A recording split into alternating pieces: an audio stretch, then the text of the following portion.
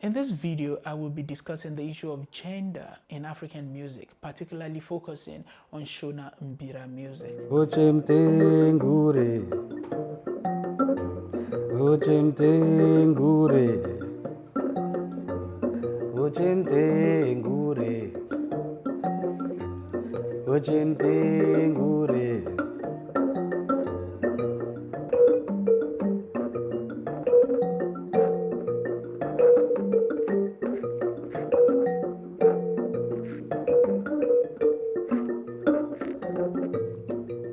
As it is with many African musical instruments, Mbira playing is dominated by men.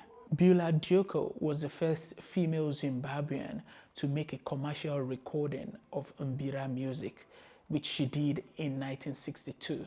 The spirit of her late father called her to the instrument, and she became a regular performer of the Mbira Davadzimo in religious possession ceremonies. But her case is not the typical. Many of the Gwenye Mbiras among Shona people are males. Like in many cultures of the world, female musicians among Shona people are undermined because of the naturalized role of women as homekeepers.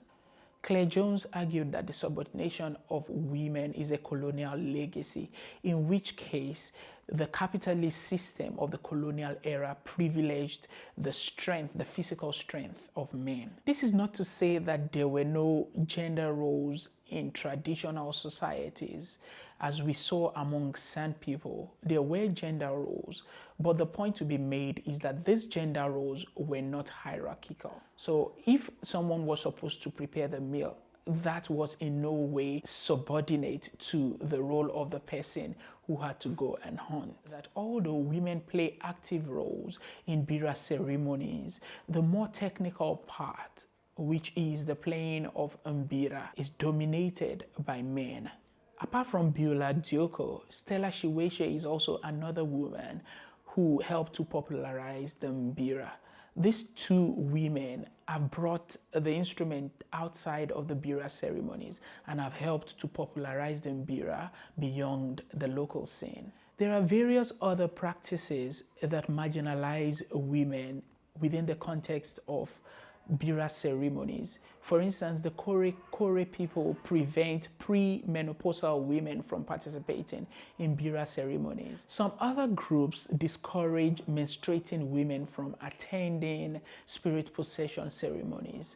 And all of those practices discourage women from picking up the Mbira instrument. These practices are not unique to Shona people, as there are several other people groups on the continent who prevent women from taking part in various contexts where musical activities are central. The resultant effect of this is that males are dominant within several music-making contexts in Africa. This is not to say that there are no music-making contexts that are exclusive to women, but the point is that there are so many more contexts where women are prohibited, and this makes men more dominant in music making across the continent. Claire Jones suggests that the interests of colonial authorities and Shona patriarchs reinforce each other to reconstruct tradition and therefore create restrictions for women. Today, female Mbira players remain the minority in the performance arena dominated by men.